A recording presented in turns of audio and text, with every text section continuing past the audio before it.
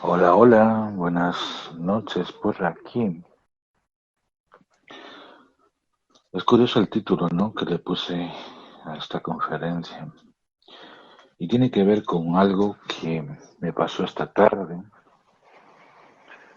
en una terapia con una persona que estaba transformando o quería transformar ese dolor y ese sufrimiento. Es curioso, ¿no? Cuando de repente alguien se comunica contigo y te dice que necesita liberarse del dolor o transformar el dolor y la ansiedad en algo que le ayude a quitar esa herida, como puede ser la herida de la muerte de alguien, de un familiar. Esta tarde, cuando estaba hablando con esta persona, ¿no?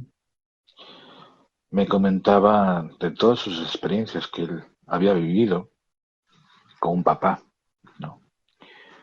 Pues obviamente todos los que tenemos a un familiar y de repente esa persona pues está en nuestra vida y de repente vivencia, una experiencia como puede ser el cáncer, por ejemplo, en el caso de este chico. Y sobre todo la experiencia que se pasa muchas veces cuando convives con una persona que está en esa situación de la vida, ¿no? Sobre todo porque algo que a veces puede ser impactante y los que más o menos eh, hemos experimentado la situación que puede ser el cáncer, ¿no? Y sobre todo algo que es fuerte decirlo, ¿no? Y es la metástasis. Las personas que en algún momento hayan conocido a una persona que tenga una metástasis, o lo que es lo mismo, esa extensión del cáncer por todo el cuerpo, se dan cuenta de que muchas veces estas personas terminan en un momento de mucha necesidad de cuidado personal, de mucho amor, de muchas ganas de tener a alguien, ¿no? Y me hizo recordar muchas cosas cuando hablaba con este chico, ¿no? Sobre todo por mis propias experiencias y vivencias que he tenido, ¿no? Con personas que han vivido ese tipo de situaciones, ¿no? Uno, uno cuando habla de la muerte o cuando hablas de ese tránsito, ¿no? De experimentar el dolor, uno tiene que ser muy resiliente. Y aunque a veces la palabra resiliencia puede ser muy bonita decirla y muy difícil el complementarla en nuestra vida, uno tiene que también darse cuenta cómo manejar esa situación, porque estamos hablando de emociones, estamos hablando de la salud de otra persona, estamos hablando de esa conexión padre-hijo, ¿no? Y sobre todo por la cantidad de experiencias que vive una persona. En esa experiencia, en esa conversación que tuve con este chico, ¿no? Me di cuenta de muchos recuerdos que también se pasaron por mi mente, ¿no? Sobre todo porque una de las cosas que suele pasar mucho en las personas que están viviendo ese trámite, ¿no? Esa separación del cuerpo, esa separación del alma. Algunas personas que son más espirituales o creen más en Dios se vuelven como personas que también tienen su miedo, aunque creen en Dios, ¿no? O creen en algo. Pero también hay otras personas que les cuesta mucho el desprender de ese momento, ¿no? De ese dolor que muchas veces, eh, por lo que me comentaba, me hizo recordar muchas experiencias que yo he tenido, ¿no? Con personas que he conocido.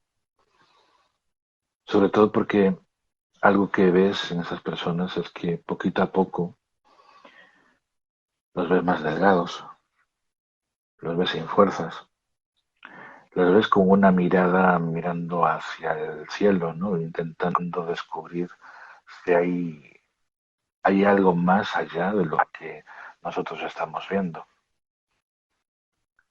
Y en esos momentos que habrá personas que sean más católicas o menos católicas, uno se vuelve o busca una esperanza en la cual afianzarse en su vida, ¿no? Sobre todo por el miedo, por lo que nos han implementado muchas veces la sociedad, ¿no? Y no es fácil el llevar una situación así, ¿no? Sobre todo por los procesos que pasa una persona cuando de repente necesita muchas veces esa ayuda, sea terapéutica o ayuda muchas veces de una persona que sepa pues un poco de tanatología, un poco de psicología, porque muchas veces la ansiedad, el dolor, no lo va a curar una pastilla. Sí puede, digamos, ayudarte en determinados momentos para equilibrar, ¿no? Pero el ser codependiente de algo no te abre la puerta necesaria para vivenciar ese duelo. Y hay duelos que pueden durar toda la vida. Hay duelos que si una persona no se da cuenta de que puede muchas veces necesitar ayuda de alguien, le va a costar más.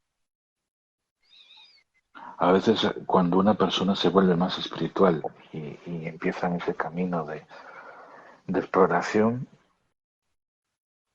yo creo que todas las personas que en algún momento hemos compartido en nuestra vida, yo creo que al final son como nuestros pequeños guías en el camino. Para entender todo eso uno tiene que vivenciarlo. Es muy fácil hablar, ¿no? Si uno no lo está sintiendo. Es como muchas veces llegar a esa empatía con la persona en la cual estás hablando, ¿no? Uno puede protegerse o poner, digamos, una barrera para no sentir la emoción del otro. Pero cuando estamos hablando de emociones, cuando estamos hablando de ese dolor que muchas veces es un dolor que viene desde el alma, desde el corazón, pues cuesta bastante, ¿no? Sobre todo porque los primeros momentos en los cuales una persona está viviendo, automáticamente le van a venir vivencias, experiencias, momentos, recuerdos. Él me comentaba, ¿no? Que él tenía que ayudarle a cambiar los pañales, ¿no? A poder afeitarlo, a poder darle esa caricia, ¿no? Que muchas veces necesita. Pocas veces nos damos cuenta de esos momentos, pero muchas veces nos quedan grabados tanto en nuestra mente, en nuestro subconsciente, que nos va a llevar mucho tiempo el poder llegar a sanar eso. ¿Cómo se sana o cómo se transforma el dolor? Con mucha conciencia, el entendimiento, el descubrir que muchas veces en determinadas situaciones, en determinados momentos de la vida, nos van a pasar cosas que nos ayudan a cada día a afianzarnos, a sacar ese plus que muchas veces nosotros no somos conscientes de ellos, ¿no? Y muchas veces cuando alguien trabaja toda esta serie de características que muchas veces nos pone en la vida, uno también toma conciencia de hasta qué punto estás preparado para vivenciar determinadas cosas. Cuando muchas veces alguien me habla de la ansiedad también, yo siempre recuerdo los momentos que todos alguna vez hemos pasado, ¿no? No solo en la agitación de nuestro cuerpo en determinados momentos en los cuales podemos sentirnos muchas veces que no tenemos el control. Muchas veces pensamos más en el futuro que en el presente. Pero no cabe duda que siempre estamos conectados a determinadas situaciones que nos ayudan a comprender. Dicen que una persona para ir superando cosas de la vida te va poniendo pruebas. Incluso las personas que van evolucionando dentro de este camino que se ha llamado espiritualidad, todos nos ponen pruebas. Pruebas que al final de cuentas uno decide si quiere seguir adelante. Y uno de los mayores miedos del ser humano es eso, el miedo, la inseguridad de no tener el control. De manera muchas veces el control no nos invita muchas veces a descubrir qué hay en nosotros mismos, qué hay en el otro, ¿no? Porque al final es una búsqueda. Alguien nos puede, digamos, que apoyar en un determinado momento, pero en el momento que nosotros tenemos esa separación del otro, pues muchas personas van a sentir ese momento de cuestionamiento, ¿no? Porque se fue la otra persona. Y hablo de las personas que, por ejemplo, de repente han fallecido, ¿no? Y lo primero que se te pasa por la mente es la culpa. Porque si yo llegaba a estar en tal situación no pasaba esto. Si yo de repente en ese accidente de tráfico, si yo estuviera ahí no pasaría esto, ¿no? Y uno de los grandes problemas muchas veces es eso, ¿no? Es sentirse culpable por no tener el control en esa situación. A veces es complicado, muchas veces el manejar las emociones en determinados momentos. Pero uno tiene que muchas veces ir más hacia adentro. Y más hacia adentro significa responsabilidad. No responsabilidad de lo que haces, sino de lo que sientes en cada momento. Uno no puede llegar a controlar las emociones en un determinado momento o una situación, ¿no? Porque entonces estarías controlando tu mente. Y muchas veces no es controlar tu mente, es dejar que tu mente en determinados momentos saque hacia afuera lo que tiene que sacar, ¿no? A veces frustraciones, a veces las lágrimas, a veces simplemente esa búsqueda de darse cuenta, ¿no? ¿Qué es lo que me espera o qué es lo que puedo yo cambiar en mi vida, ¿no? Porque incluso muchas personas que llegan a un momento en su vida que se quedan viudas, y he conocido casos de personas que se han quedado viudas, muchas veces pierden esa parte de volver de nuevo a enamorarse, ¿no? Porque si yo me vuelvo de nuevo a enamorar de la otra persona, estoy faltándole respeto a la persona a la cual yo he querido durante un tiempo, ¿no? A veces nuestra mente nos protege para muchas veces protegernos de determinadas situaciones, ¿no? Pero cuando nosotros no tenemos el control sobre nuestras emociones, automáticamente empieza el enojo, la frustración, esa situación de la vida que muchas veces nos cuestionamos, ¿no? Y cuestionamos a otros también. Yo siempre recuerdo una ocasión en una persona que muy cercana había muerto, ¿no? Y hablaba con un cura, ¿no? Intentando comprender cómo los curas tienen esa manera de entender y no soltar una sola lágrima. Incluso esa persona que se había muerto también, muy allegada a mí, era muy amigo de esa persona. Y a veces te preguntas, caray, o sea, cuando entras en ese momento de conexión con estas personas que tienen la facilidad de no llorar, ¿no? ¿Cómo se preparan para ello? A veces es complicado el entender todo el proceso, porque uno tiene que vivirlo, uno tiene que sentirlo. pero a veces me sorprende mucho eso, ¿no? En la vida muchas veces tenemos que, muchas veces, descubrir muchas cosas para que con el tiempo entenderlas, porque muchas veces leemos sobre muchas cosas que nos cuenta alguien, un libro, o muchas experiencias que nos hablan, ¿no? De las experiencias que nosotros podemos vivir cuando estamos en ese lecho, ¿no? O mismo las personas que de repente entran en un coma muy profundo y de repente luego te hablan de esa experiencia, ¿no? O de ese estado que muchas veces llegas a ver túneles o ver muchas experiencias que luego te quedan grabadas, ¿no? En tu vida, en tu mente. A veces uno no entiendo, no comprende hasta qué punto la mente, muchas veces, se ve reflejada toda una historia, toda una película que de repente vemos toda esa serie de imágenes, toda esa serie de momentos que hemos vivido, ¿no? Incluso, y algo que también le comentaba a este chico, ¿no?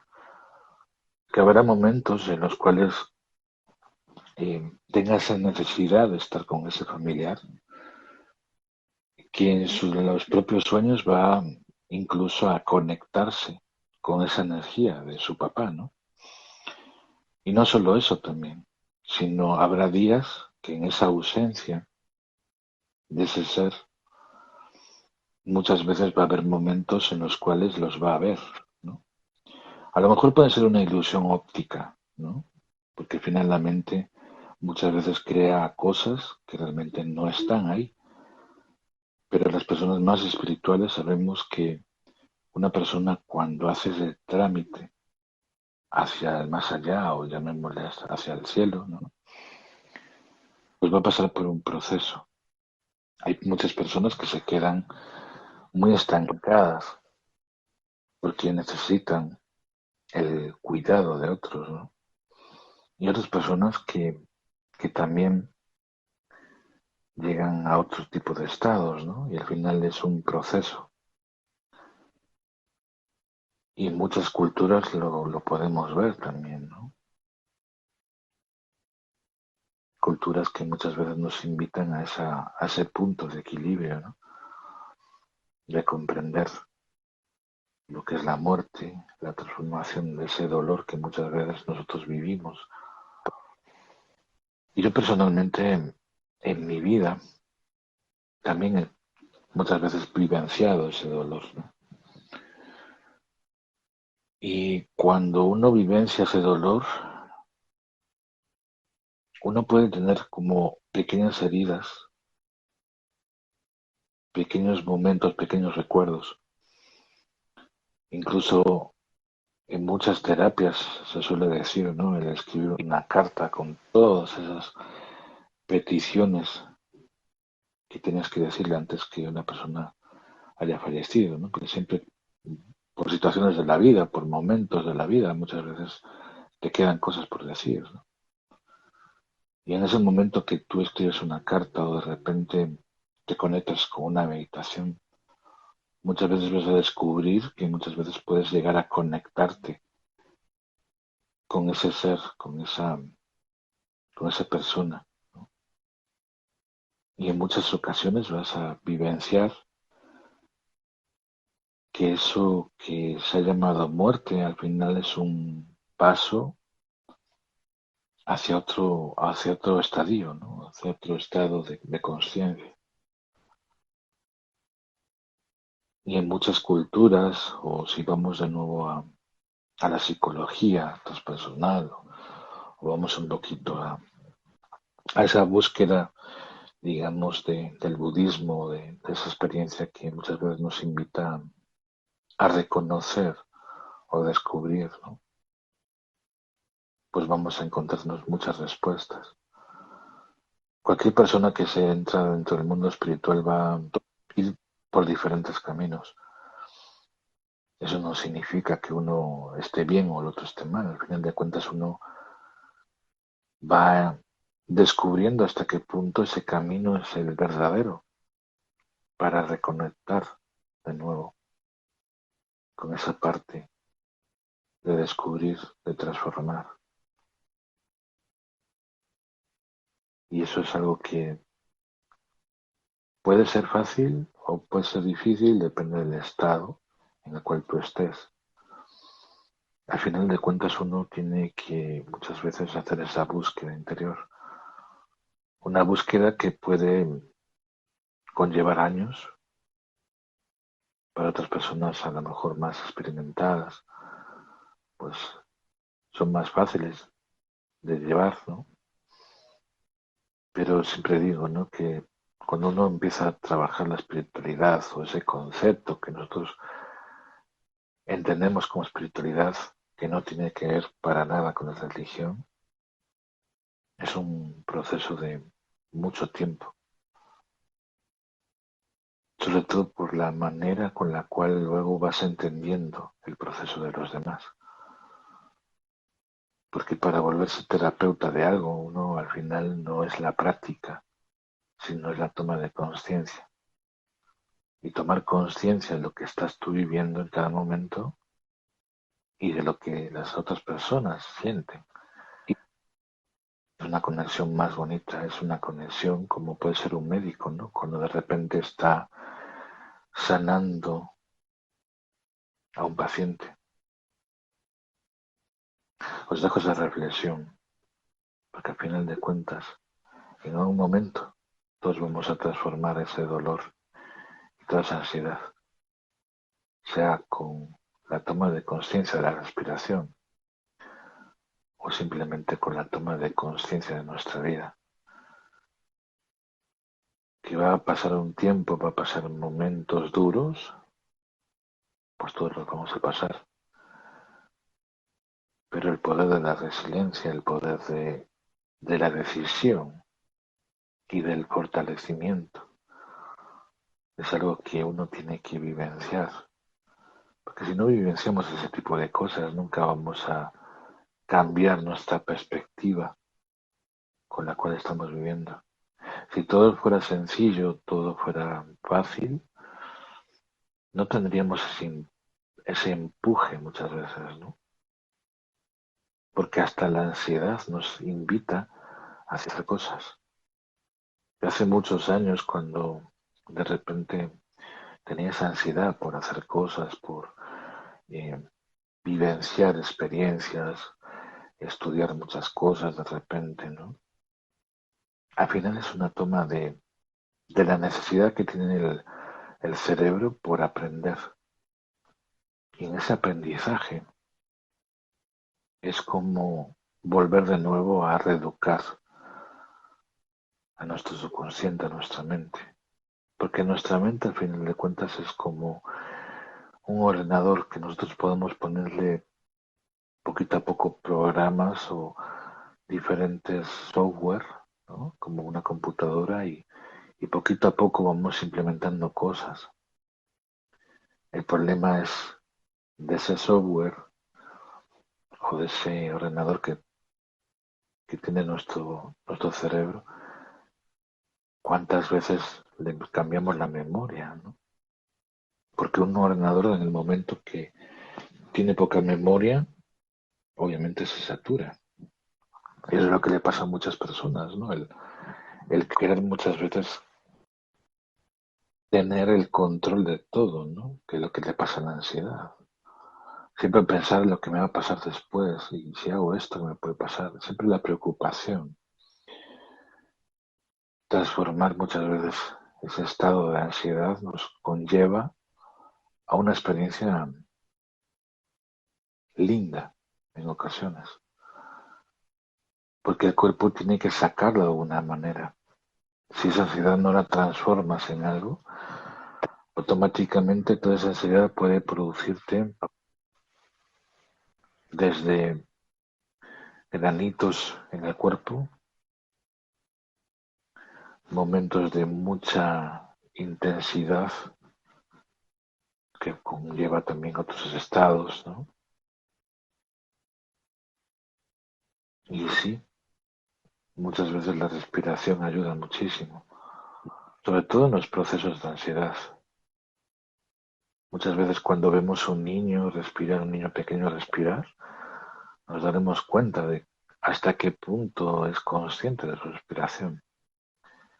En muchas prácticas de yoga, uno de los principales objetivos para combatir la ansiedad es combatir esos estados a través de la respiración, la toma de conciencia,